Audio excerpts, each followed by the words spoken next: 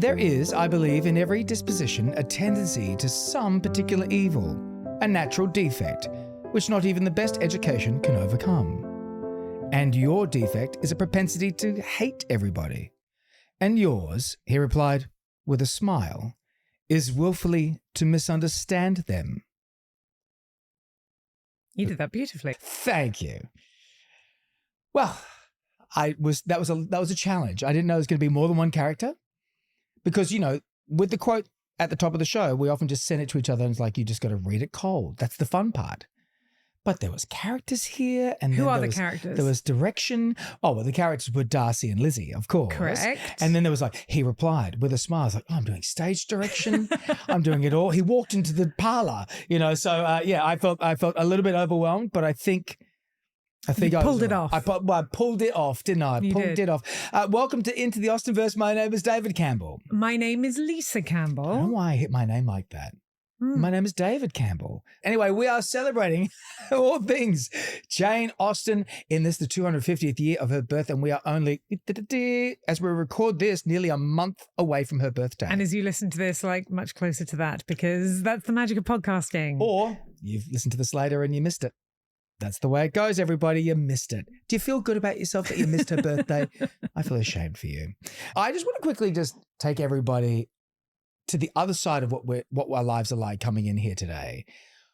We're recording this one quite late in the day. Usually, because we're parents, I'll finish work a little bit earlier and I'll meet you and we'll catch a train in and we have our little moments. But one of our moments is we have these little rituals, if you will, recording this podcast. Yeah, it's rituals. It could be, mental tics, compulsions.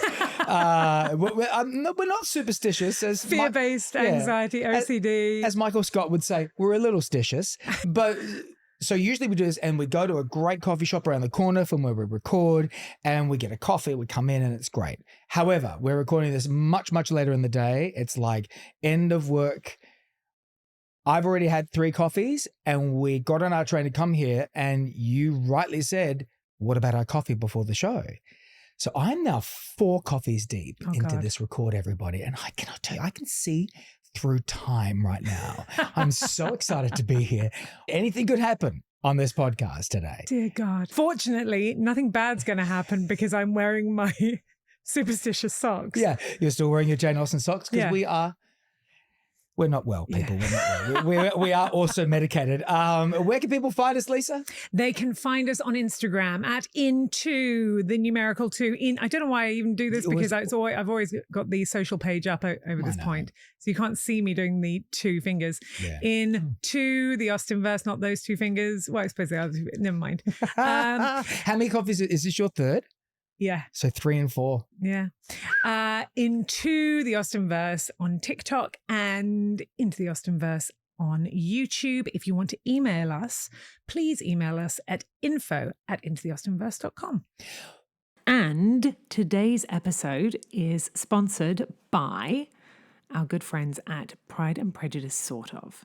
So this is the incredible 5-star smash hit, Olivier-winning comedy that is coming straight from the West End to Australia next year. Yeah, first time ever in Sydney. 5 fearless women bring Austen's world of love, class and chaos to life with heart, humour and unstoppable energy. This is going to be so much fun. It's coming to the Opera House and touring around Australia. We do not want to miss this. Yeah, Melbourne, Sydney, Wollongong, Canberra and Brisbane. You can go to prideandprejudicesortof.com.au for more details. We've had a couple of big episodes drop, and a few weeks ago we had 2 in a week. 2 in a week. Which we appreciate everybody listening and downloading and coming and talking to us on social media about it all. And they were quite big. We had Magda Szubanski, who is a huge star and a dear friend of ours here in Australia. With our first pivot episode of Into the Shelleyverse, we talked all things Frankenstein. That was a lot of fun. Absolutely. And then the day after that, we dropped Northanger Abbey, and that has been one of our biggest ones so far. Yeah. Yeah, it's been wonderful. The Moreland Heads. But also, it's great that people are listening and tuning in and it's growing. That's what you want. Yeah, exactly. Yeah. That's the goal, really. Yeah. We didn't want it to go downhill. Yes. Yeah. We're always trying to increase, but we do appreciate everybody listening and commenting and yeah, there's been a lot of comments on videos, and yeah, we just appreciate it. We appreciate you listening. And particularly this week, I want to shout out to our American listeners. All right. Where we going, Lisa? That's how long's that? That's 3 minutes in? Oh, more than that. Yeah. I don't even know where to start. It's a big country. How many? There's 51, 52 states? We've got, I mean, it's not a surprise that we've got the most in New York. I think that's a populous area. Of course. Evansville, Indiana. Oh. I was not expecting. I've never been to Indiana. I hear it's lovely. There you go.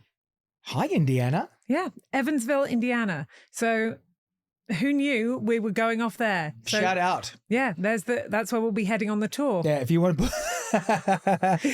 book us on our podcast tour, actually we'll probably just do it from my lounge room at the moment at Evansville. But if you know friends, there we go. Let us know. We'll be happy to turn up there. We're going Sydney, Melbourne, Evansville. You wait till you see the tour t-shirts that we've got lined up for that. It's going to be really, really exciting.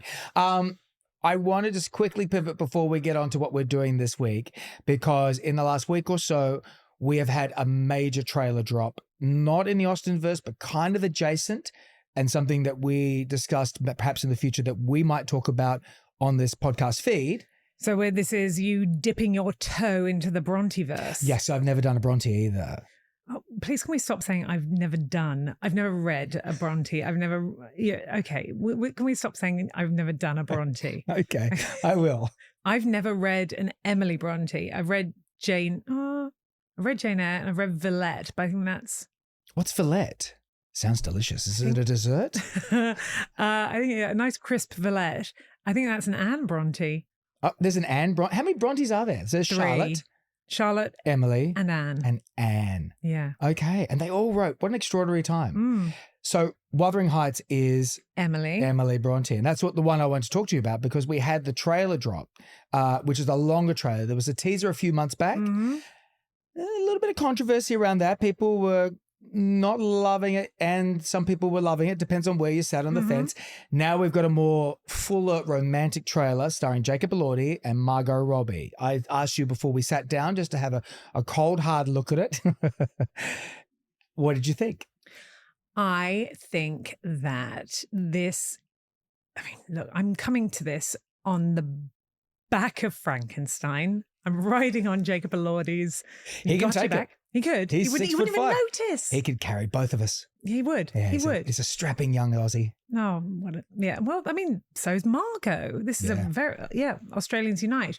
Look, I mean, there are similarities to Frankenstein. I think not only in the sense that it's Jacob Elordi doing a northern accent, but I think that you've got Gothic styling. You've got that sort of post-Poor Things aesthetic. So it's this neo-goth look of stuff, right, which also has that sort of textured, latexy. It looks fabulous, don't get me wrong. And we have that sort of heightened, high concept production design.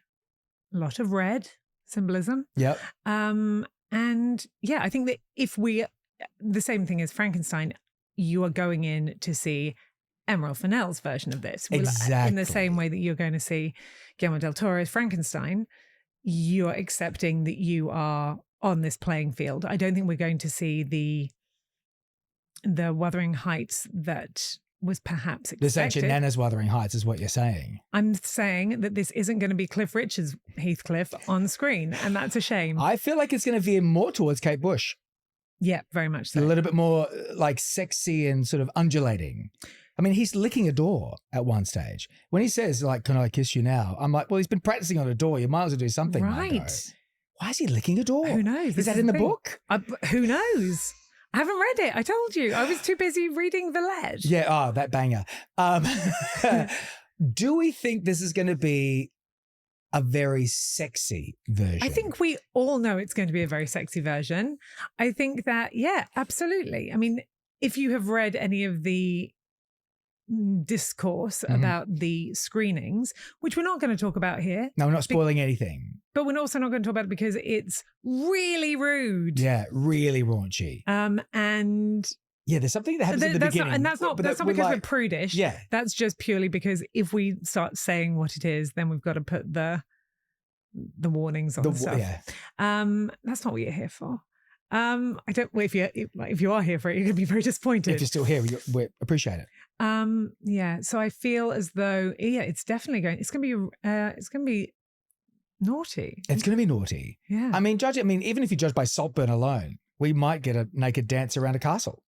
Oh, that was so good. That was amazing. Why do people not talk about that anymore? What, Saltburn? Saltburn was such a moment. Yeah, but it was a moment, then it was gone. Yeah. I would expect that to be more parodied. Like, that should be more in the zeitgeist than it is. It's really hard to parody somebody walking around with their dong out dancing to Sophie Ellis-Bextor. Murder on the Dance Floor. Yeah. Yeah. It's hard to put that in an ad campaign for Christmas. Do you know what I mean? Oh, it's not. It really isn't. Should have been the John Lewis ad this year. Yes. Should have been the John Lewis ad, would have been that. Absolutely. Yeah, fantastic. But you'd expect that to just be around more. You'd expect that to just I would have thought places. SNL and that would be so much more parodied. Yeah, I agree with you. The moment's gone. We'll just have to wait for people to forget about it and it to come back in about 3 months. Yeah. Well, there you go. So if you want us to cover that, let us know. We feel like we want to do it because as we said, we've both never read it. I'd love to know more about Maybe just the song. A la Frankenstein. It could just be like it'd be adjacent. Yeah. Yes. Adjacent to normal you won't content. be missing any Austen. We'll just cram it in. Oh, kids will be back at school by then. We can cram something else in. It's out on Valentine's Day. Oh, that'd be so romantic. Yeah. What? Yeah, there's some darkness in that book. Really? Mm. See, this is a surprise to me. Here we go. Oh, get it. All right, let's tell everybody what we are doing today because this is the beginning of a series of things we're doing now. Okay, I'm really excited about this. I think this is another proviso that we're giving, which is a little caveat which we're giving to say we didn't know what we were doing when we started this. Please go listen to the first few episodes. They're still fun. No, they really are. They really are. But the idea that we could fit 6 episodes of one of the greatest television series ever made into a discussion in 40 minutes was naive. It was. We thought we'll just do part 1 and then part 2 we'll do the movie and that'd be fine. And it wasn't. No. Well, no, not that it wasn't, but like... It was... There's so much more to talk about. There's so much more. So, hence why we are here today, and we're going to do a week by week, episode by episode breakdown of the 1995 Pride and Prejudice. We're doing it, baby. We are. And I'm so excited. Yeah. We're going to Longbourn for the next 6 weeks. So join along with us. If you want to watch it, it is on BritBox here in Australia. Watch a Longbourn. Yeah. And you can, there's beautifully remastered. So, you can check it out there or wherever you are in the world. I'm sure you can find it. Or maybe you still got the videos because it was a big seller back in the day. So, go around to your mum's house, find the video box set, which I had or my mum had. Do you have VHS or Beta? No one had. Like, Betamax was but you had a Betamax. No, I didn't. I had one friend that had Betamax, but they didn't have Pride and Prejudice. Of course not. It was in 1983. I bet your dad had Laserdiscs. Yeah, he had heaps of Laserdiscs. I knew it. He was a big Laserdisc guy. I mean, it was a thing. Laserdisc was a real thing. Inconvenient though. They were like LPs. They were massive. They were huge compact discs, and you still had to flip them over.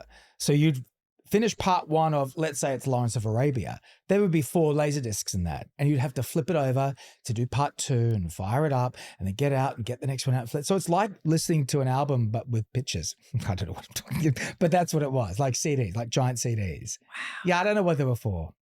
I know that I've noticed that in the hard, like everyone's buying their own, art back again, own your own music, own your own DVDs again. That's sort of coming back into trend. Laserdiscs are not. No, it's like cassettes. Yes, laserdiscs. No, because they're massive. Where are you going to put them? Yeah, but it's the same thing as like no one saying, you know what, we're releasing our new album on vinyl and on 8-track. Yeah, it's not happening. If Taylor Swift did that, it would happen. That's true. Yeah, if Taylor Swift did it, would be back. All right, so we are going to start with episode 1 of Pride and Prejudice. What did you think going back into this now?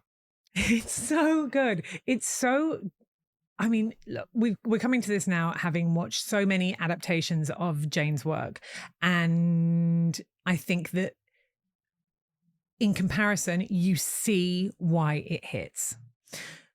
that opening sequence, which could be, in so many ways, is just Mr. and Mrs. Bennet having a little chat. No, to see them galloping in. The two guys. Oh, yeah. Lizzie watching them running down the hill. It's just, it feels so exciting. And prior to this, I kind of want to set the scene for people who don't know how Austen was filmed, particularly in England. From what we've seen in this whole, like, going back and trying to find things like Northanger Abbey or, Mansfield Park, back prior to this, they were all just on sets, right? Yeah. Or like badly mic'd in rooms, but it wasn't really, didn't have this outdoors feel that this one has. And that's quite revolutionary. Yeah, absolutely. And that was something that Andrew Davies really focused on, was to make them feel like virile, exciting humans, and to make sure to put the sex into it, he says. Yeah. And to get them outside as much as possible, and to get their kit off as much as possible, which we get in this episode. Mate, straight away, we are getting naked in a bathtub, but we'll get to that. We'll get to that. I want to start with the score. Okay. Because I think that one of the things that is iconic about this, and one of the things I think sets the tone for this, is the Carl Davies score. Which is, at all times, it's sort of propelling you along. It's exciting. It's not saying this is going to be some drawing room drama. It's saying we are galloping along like the horses gallop along the first scene. Yeah, because that's what he did. It's supposed to sound like a hunting trumpet. Oh, is it? Yeah. Sorry, that was some great mouth trumpet there today. Thanks. Yeah, fantastic. She's a multi-instrumentalist and available for parties. I know, it's like Motormouth Jones is here. Wow, I can't wait for our Police Academy pod. Mahoney. Anyway, let's get back on this. So yeah, he really sets this up, and I think that's what really puts us in our time and puts us in the place. Yeah, very much so. And it feels so exciting. So we don't actually get to the iconic opening line of Pride and Prejudice until a little in. But it's given to Lizzie. It is. I think that's very pointed. I think that's right, don't you? Oh, absolutely. Because when you read it on the page, you kind of think it's Lizzie anyway, in a way, in a strange Jane Austen sort of way. I know she's... Well, I think, the flip of it is that Lizzie is a stand-in for Jane in the story. Right. I would presume, if we're looking at Jane and Elizabeth Bennet as Cassandra and Jane Austen. Right. So yeah, I would assume that Elizabeth is our Jane stand-in. Yeah, so it's interesting that it is given to Lizzie, and it's sort of not thrown away, but it's very much pointed, but it's very much the first time we see Lizzie say something really about marriage, and that really sets up, that opening sequence is really well done. Yes. This is when they're coming out of church, and Mrs. Bennet is talking, and then, as they're walking home, Lizzie Riley says it. And I love the fact, because it not only obviously sets up the idea of it, but giving Lizzie that witticism is so skillful. And so much of the world is set up. I mean, it's just so well done. And I think that something that I hadn't really given its weight before is how much of the non-scripted stuff adds to the story. So obviously that's Simon Langton and the DOP, and I'm sure a lot of it's written in for Andrew Davies, as we know that he wrote some stage directions. He certainly did. Oh, we'll get to that in a second. But with that, you get such a great feeling of where people are at. And so the way that they introduce situations and give us what would be Jane's narrative voice, but we're seeing so much without text, I think it's so well done. Yeah. And that's something I hadn't really given as much weight before. And how they set up the family and the dynamics of the household. You have Jane and Lizzie talking about Jane wanting to fall in love, and how much money is going to be, and all that sort of stuff. How much pressure's on her. How much pressure is on her as the oldest daughter. Then you have the girls playing around in the hallway or something like that with bonnets or something like that. You cut down to Mr. Bennet sitting there going through the books and thinking that these books don't look good, and scratching his head, then reaching for a bottle of whiskey or something to drink. And then you cut back to the beautiful Jennifer Ely looking in the mirror with the candle and then blowing it out, which is just a great moment. I mean, yeah, just in that scene, we're given so much information. Jane, we get so much about character about Jane and the fact that it is her responsibility. to marry for or marry well, and then to see Mr. Bennet, who's often, is he portrayed as just somebody who's hiding in his office? Maybe He's his man cave down there. or he's just trying to deal with all of his ledgers Yeah. because it's hard. It's hard. He's got these grown daughters and they're still at home. Yeah. I get it. He knows the pressure's on. And we know why a little bit later on when another character shows up. But I also wanted to talk about Mr. Bennet for a second because I was watching that documentary you recommended that we look at in episode 1 when we talk about the Pride and Prejudice documentary. I'll put it in the show notes. Yeah. And Benjamin Whitrow discusses that he thinks that Jane Austen, you were talking about the Jane-Lizzie comparison, and he was talking in that documentary, he thinks that Jane is represented most by Mr. Bennet because when he got the role, he met a biographer, and this is wild, he met a biographer who'd done a biography on Jane Austen.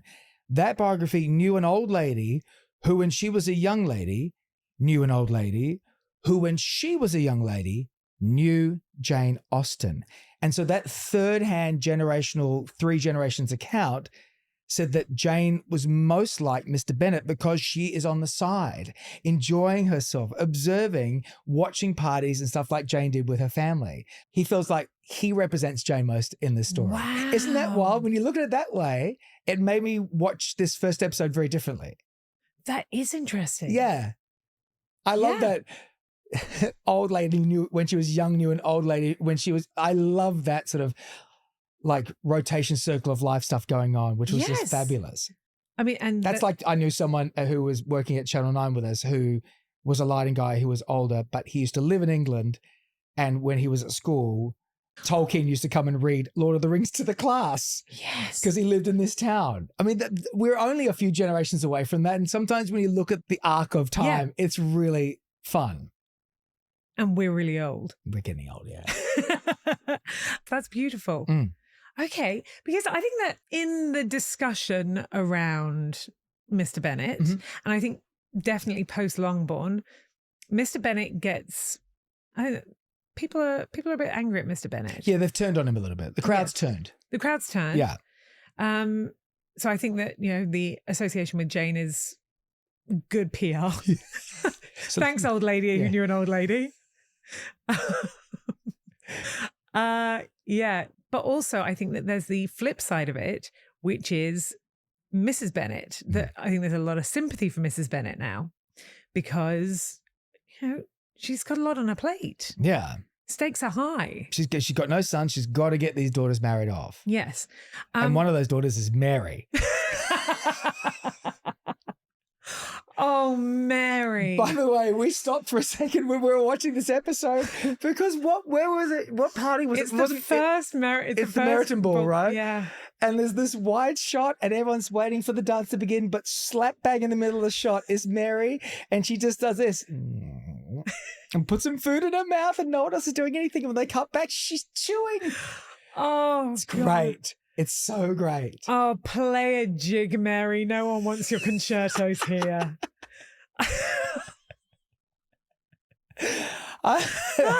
Sympathy for Mary, man.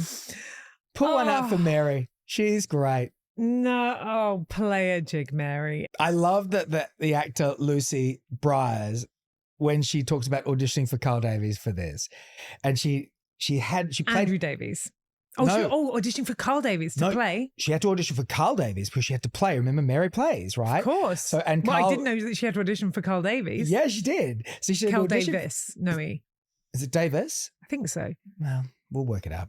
She hadn't played. She played piano through school, but she said it'd been 9 years, and she kind of lied in the audition, saying, "Oh, of course I can play piano really well, right?" Like every actor does. So then when they said, "Oh, come into the BBC and just show us what you can play," so she worked and went and got a couple of quick lessons to get her chops back up.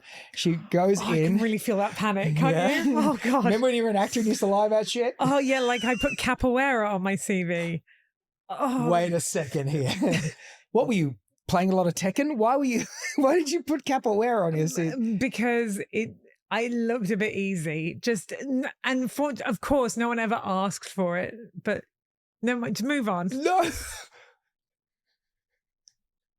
Move on. No, I'm going to let you sit in this uncomfortableness for a little bit longer. Capoeira. Wow. Incredible stuff by you. Anyway, she goes in for this audition thinking she's just going to play Moonlight Sonata for a couple of execs. Carl Davis is there.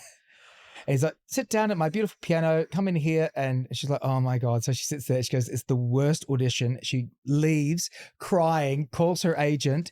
I blew it. A couple hours later, they called back and said, no, she played terribly. It's exactly how Mary would play. So she got the role. That's wonderful. Isn't it great? And then she had no makeup. They barely did any makeup for her. And she was like, everyone else is getting all this makeup and I'm Mary and I've got greasy hair. Oh, poor Mary. Awesome stuff. Poor Lucy. Pour one out for Mary.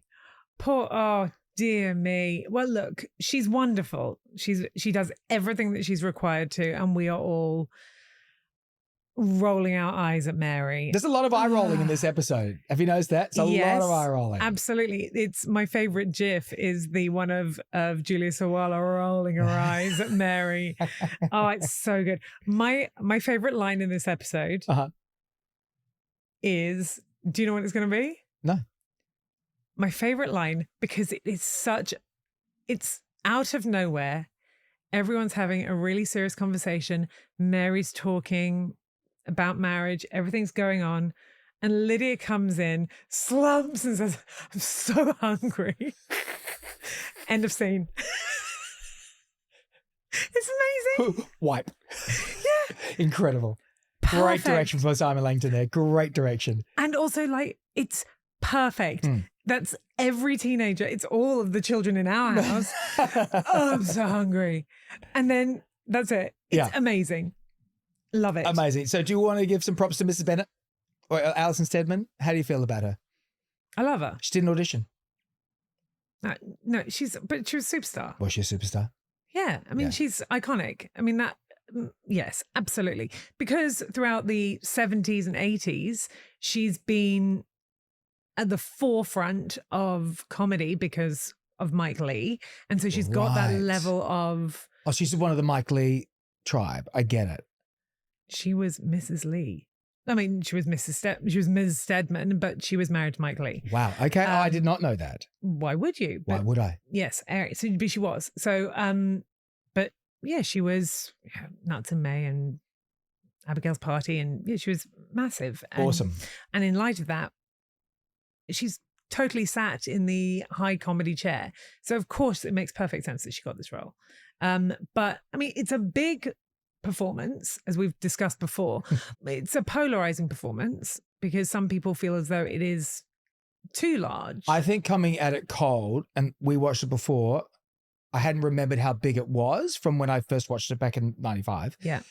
And so watching it when we first started this podcast, I was like, oh, I don't know, maybe this isn't great. But then when I watched it this time around and knowing so much more about Austen and what we've been doing since we started this podcast, I actually leaned much more into the fact that this is a really great comic performance. And also, I mean, she is in that sort of comedy grotesque role, which Austen has throughout of her novels. But I think there's an aspect of, as an actor approaching this character, you have to be ballsy because she does not give a fuck.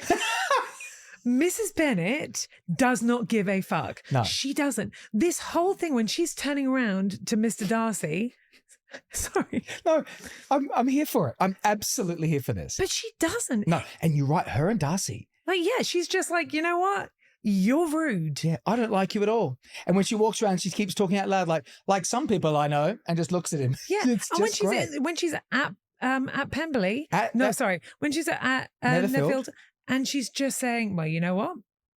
I dine with 24 families, and they're all laughing, and she's like, yeah, you're rude. Actually, people in the country are awesome. Stop calling them savages, which you've done. And yes, I know that he's going to turn around and say your mum's gross, but I like the fact that there's an indignance in it that she's just standing up and being like, yeah, you know what? I'm standing up for all of my people. Yeah, and that's the different take on pride, which I think we could talk about now, is that there's Mr. Darcy's pride that we see at the beginning of all this, how he's proud of where he comes from. He wants to represent that. He doesn't like this country parties. He doesn't like all these things.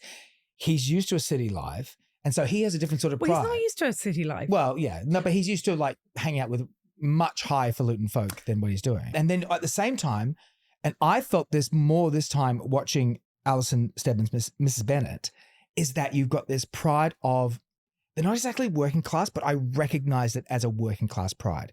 We are who we're from. The chin juts out. Don't you think you can come here and tell us who you are? You think you're a big city mucky muck. That is such a, I come from English people that are like that, you know? So you've got that sort of, we may not have much, but we know who we are and we have a good time. But this is it. And then she stubs out a cigarette. This is the thing though. They're not.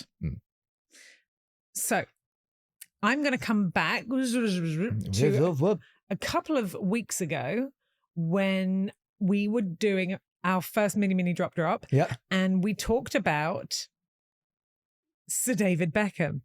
Yeah. And I, with great sounding authority, said that David Beckham becoming a knight, a knight of the realm, Sir David Beckham did not mean that Victoria could start calling herself Lady Beckham. Right. And I never questioned because I said it with great authority. She does it with authority and it's the accent and I just go, sounds true. I was wrong. And this is a marker day for our calendar, everybody. No, stop. In correction section, That's good because with Darcy we're going to erection section soon, so this is good. So correction section, Harriet Jordan, who is one of our listeners, who is brilliant and is also a podcaster in her own right. She does reading Jane Austen. Follow them. She's also a significant member of Jazza. Yeah. So Harriet wrote to me and said, you're wrong. If the husband is knighted, his wife can choose to become Lady whatever. You know she's going to do that. Of course. And Victoria Beckham, of course she is. And so, yes, she is allowed to be referred to as Lady Beckham. So Tom Jones can sing She's a Lady to Her Now. He can. Officially. That's so great to hear. So I looked into it. We're going to look at class in Georgian England. Let's go. Okay. So we're looking at number 1, nobility. So at the top, we have the nobles. Yeah. There's the noble class.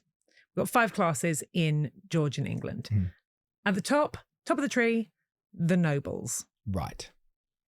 Is that above royals? No, that includes is royals. So okay. we go king, prince, duke, marquis, earl, viscount. Bang. That's it. Bam.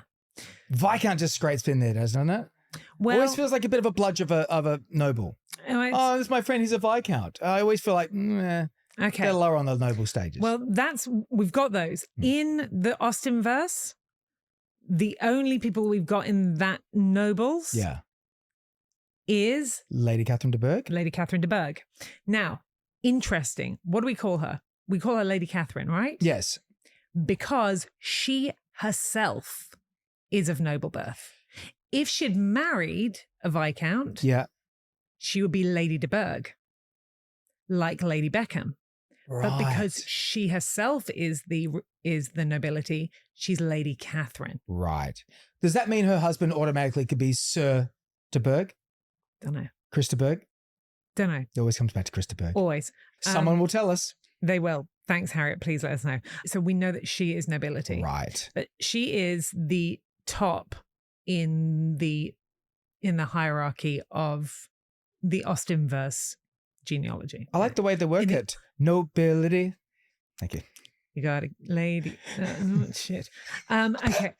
Oh my God! You skidded at the punchline. Whoops. Sorry. So what's after that? Next, we have gentry.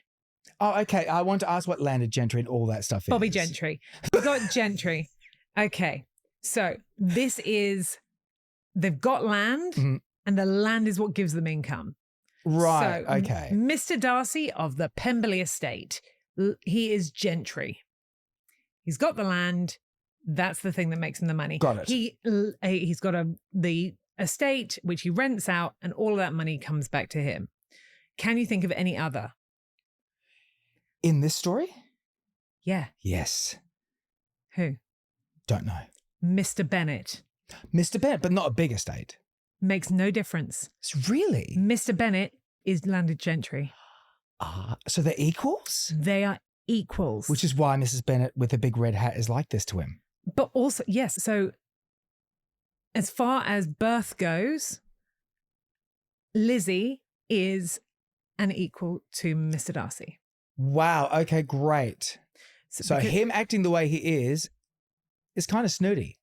Yeah, I mean, obviously, he has £10,000 a year. Okay, and I looked that up. Yeah, and Mr. Bennet only has £2,000 a year. Right. £10,000 a year. So what would that be nowadays? Depending on which method is used to calculate inflation, Mr. Darcy's £10,000 in modern times varies dramatically from approximately $999,000 a year to $16 million a year. That's how much Darcy's worth. He's like tech bro money. Because if you were doing it nowadays, he's like a tech bro. That's not tech bro money. Well, it's getting there per year. That's just interest. 16 million. 16. Well, it's a lot of money. Yeah. Yeah, that's Jacob Elordi money. That is exactly when he gets a movie. But as far as hierarchy goes, they are equal. That's interesting. Yes.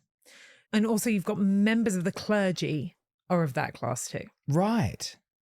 Even though they don't earn as much. Yeah, but they are, it's not really even it's more a sort of status. Right. And the parsonages are usually given to them, right? Correct. Yeah. And often are given to that second son, to the Edmund Bertrand type. Then under that, we have the genteel trades. Oh. So this is mercantile or commercial trade. So this is where the Bingleys are. Right. Oh, okay. It's also, there is a very, very good episode of Empire, the podcast Empire, which talks about an uncomfortable situation, which is Austen to Bronte looking at slavery within that world. Right. And how slavery is not acknowledged in the writings of this period.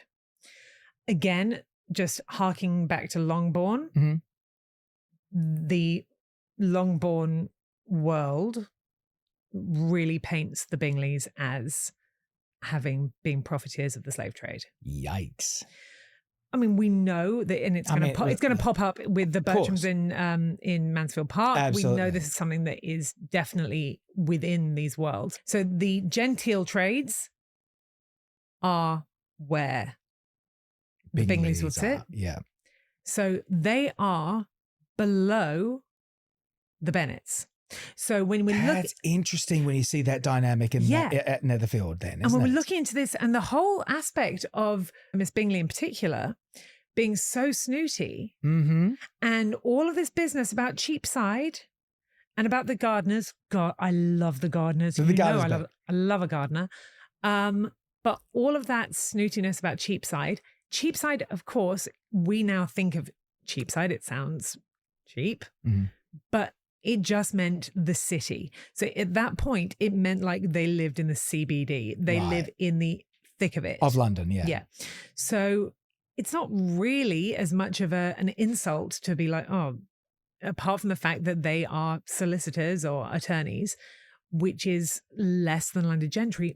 But the Bingleys aren't. Yeah. They've got a brother who is renting, hasn't got his own estate, hasn't got to the point of owning estate. They're rich, but they're nouveau riche. Okay. That puts the whole dynamic into a completely different light for me. Yeah. That's fascinating. So I think that I can completely understand why you would think that Mrs. Bennet is coming there. From a social class, yeah. But she's not. She has absolute right to say that to Darcy. It's rude and it's not what we would necessarily want and it's uncomfortable. No, she punches, she counterpunches hard. Yeah, and you can see Elizabeth's distaste for the fact that there is a level of, just embarrassment, and conflict. And yeah, it's awkward. And he just stares out the window. He doesn't get back at her. Yeah. He then turns his head. So if you look at it that way, we can go back and watch that scene again. That puts it in a much different light of how Colin Firth reacts in that. Yeah. Oh, I want to talk about the class thing as well, because there's this interesting take when Jane Bennet goes and is sick at Netherfield. There's this 2 different shots of the food. Did you pick up on this time? No. I really picked up on it this time. So when she's eating dinner there. When Jane goes for dinner, yes. Yeah, they're eating lobster. And Simon Langton actually has the camera behind on the table. So he's shooting up from the prawns and up from the lobsters. So when we're in the Bennett household, he's shooting above so we can see the spread, and it kind of looks grey. There's bacon, there's bread, there's some butter, which sort of pops a bit, but it's kind of all bland. And then he shoots below, facing up at Carolyn Bingley's face through lobster almost. Yeah. It's a really interesting take of what you've just said then. We're talking about how the social and the nouveau riche of it, like, we're eating lobster here. There's like 4 lobsters in front of them and a whole big prawn cocktail. Yeah. And it's fascinating. And you're in Hertfordshire, which is... How far away is that from the ocean? Oh, a very long way. A very long way from any lobster. I mean, that's days away. I would not want to be eating lobster in Hertfordshire. No wonder Jane's sick. She had a prawn. I wanted to talk about something that I'd never noticed before. Go on. Charlotte Lucas spilling the tea. Charlotte Lucas saying to Lizzie, if Jane likes Mr. Bingley, well, she better tell him. Yeah. I'd never really realised, she better, because that's the reason that Mr. Darcy is going to say, you know what? Jane likes everybody. I don't think she's particularly interested. Yeah, it was really like foreshadowing. Yeah. Mm-hmm. I'd never noticed that before. Yeah, I hadn't noticed that either. And then Charlotte goes on, maybe you should just marry for convenience. Charlotte Lucas is... very, very She's clear. clicked on. She's clicked onto society. She knows exactly what's what. Yeah. Ain't nothing getting past Charlotte Lucas. Yeah, absolutely. I had a couple of other things to talk about now, and that was, we've done correction section. Let's go to erection section. And that is, of course, erection section. We'll have some supers, which is where we now know that Andrew Davies said that when Lizzie's walked over to Netherfield. Muddy Hems. That's the first time in the script he's realizes he has an erection. Yes. Wild. But with that in mind is when she says, I want to go see my sister. Would you walk me to the house? And he turns and almost follows behind her, but it's how Colin walks. Do you think he's walking? He just walks. I don't think he's walking with a limp, but he's walking with a swagger. Like, he's like, all right. It's like he really knows that's the point that Andrew Davies really wanted Colin to go, it's changing now. Yeah. That girl you've been eye-stopping from across a room is now here, and you like the fact she's a little rough and ready to go. And then she'll cross a little bit. She's got muddy hands. Rough and ready to go. But no, she's crossed over. She's all sweaty. She's like, ruddy-faced, dirty hands. Yeah. He actually likes that. Yes, but I think it's the moment when, I think it's really sweet when she's playing with a dog. Yeah. Oh, well, wait a second. That's still an erection section because he's in the bath. First of all, first naked Colin of the whole thing. He's in a big, beautiful brass bath, like he's bought it on the block. And and his butler comes in. He's got eye-level storage. Whisper drawers. And his butler comes in. Scotty Cam comes in. Yeah. Tools down. He comes in. His butler or whatever it is, his valet, comes in and pours more water over him and does his hair for him. And then gets up and he's naked in the bath. He's washed himself down, goes to the window, robe open, and sees her playing with the dog and just stands there for a little bit. I'm like, get this man a cold spoon from the kitchen. I love her playing with the dog. Yeah. I think it's so charming. Mm. It really sets up why he's falling for her so much. Absolutely. She's so different to everything he knows. Oh, and also Caroline Bingley would never play with a dog. Or No. she'd, like, at best, she would stroke Lady Bertram's pug. The dog. Yeah. Okay, sorry. Oh, stop. A couple of other things I want to talk about. I love the card scene where Darcy sort of starts to defend Lizzie while she's reading the book against Caroline. I hadn't really noticed that before. I thought that was a really great scene. And then